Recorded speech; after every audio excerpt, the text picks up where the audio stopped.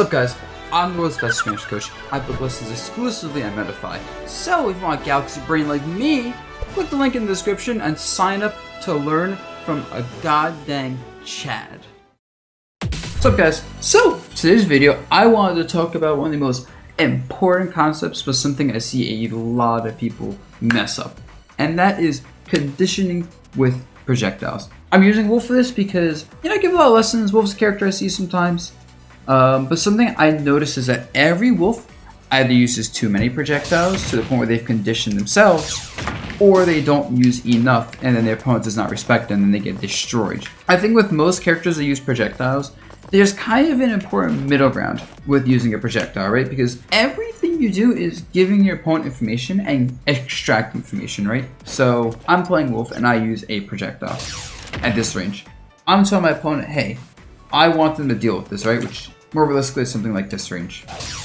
And this is nice, because now when I use a projectile at this range, I tell my opponent, hey, you need to either jump, you need to roll past this, or shield. So next time this interaction happens, an aware opponent might think, oh, the wolf player is going to use the laser, and then you just go, alright, you're going to shield, grab you, do whatever. And then the next time I play a situation, they might say, okay, this person went for grab me. I'm going to avoid the grab now. I'm going to jump or swing. You're like, okay, jump in, dash in, dash hack, shoot a projectile, because they're expecting you to get close. And it's kind of this rinse repeat, right? And it might sound like, oh, obvious, but it's something that I don't see a lot of people use enough. It's not just that simple, of course. It's not as simple as alternate projectile or no projectile. Because then, start doing things like this. We do projectile, dash, projectile, projectile, projectile. People are like, oh, this guy's spamming, right? And the same idea happens where the next few times you might not do that, or maybe you look like you're going to use a projectile. And it's really important using projectiles to condition people to look like you're going to use it and reset those scenarios,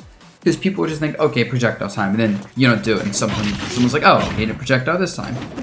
But next time he has to projectile, same situation occurs, and you just go, nope, dash attack. He's going to projectile for sure. Nope, falling back here. Alright, next time for sure he's going to projectile. And then you're like, nope, jump in, actually hold up, projectile. These layers are key to when you play characters like Wolf, Palutena, Samus, every projectile character. These layers of constantly giving you information that you control, but then also adding on new information as well in situations. Like you want to go from like, I'm going to use projectile neutral to, I'm going to jump in, drift back projectile. And start making people think, I don't know he's going to projectile. Because that's kind of the goal a lot of times with conditioning people, is you want to get to a point where they don't know what you're going to do. And we just start mixing in like what feels like random timings and spacings. Or projectiles, or any option. Projectile is like the key tool to use this. You will frustrate people infinitely. Hell, I do this all the time when I'm playing Olimar, where I'm at this range, right? And I'm like, throwing Pikmin, whatever. And I know someone's got dash attack because they expect Pikmin toss, and I'm like, I'm gonna shield here instead. Oh, you dash attack and just up smash them. So you can see this in high level play, and this is something that if you're not a top player, I guarantee you can work on. I guarantee you can go back and watch your matches and say, alright, what did I do after the projectile? Or is my opponent respecting it? And that's another thing I think about when playing these types of characters is ask yourself, is my opponent respecting it? If the answer is no, chances are, throw a projectile out. I feel like I repeat myself a lot for this video in different ways. You want to make sure your opponent is always thinking about it every single time. They always need to think about the projectile and how to deal with it. So yeah, that's it for the video. Hopefully it was a nice little educational video. I'll catch y'all later.